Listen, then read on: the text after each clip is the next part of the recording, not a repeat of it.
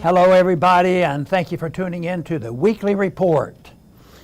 The Senate Armed Service Committee approved last month a National Defense Authorization Act that includes a requirement that women register with Selective Service on their 18th birthday.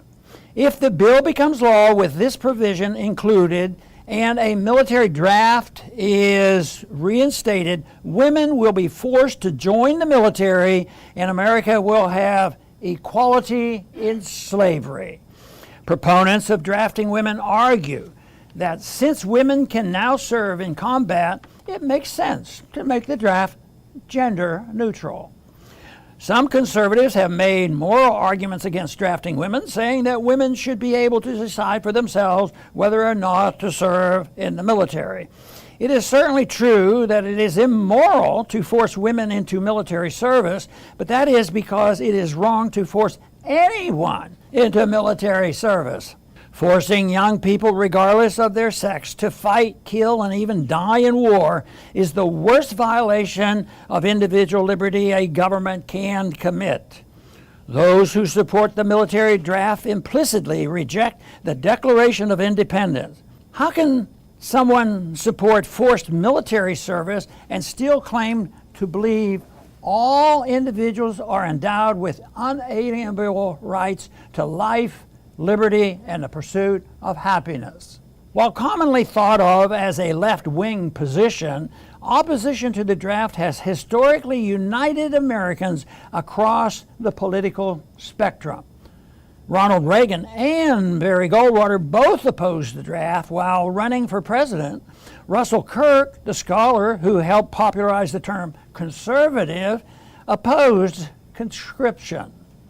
Some progressives oppose a military draft but support other forms of mandatory national service. These progressives fail to understand that forcing someone to serve the welfare state is just as immoral as forcing someone to serve the warfare state. Some conservatives join the progressives in supporting mandatory national service.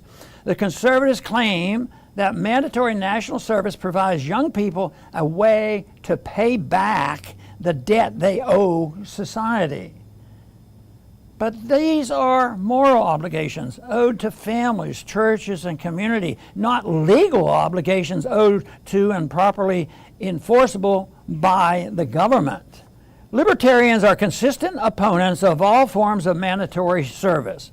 This is because libertarians apply the prohibitions against violence, theft, and fraud to governments as well as private citizens.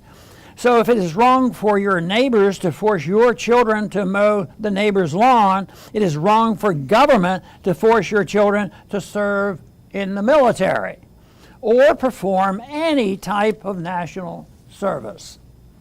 The non-aggression principle is why libertarians oppose taxation, nationalized health care and education, and military crusades in the name of democracy or human rights.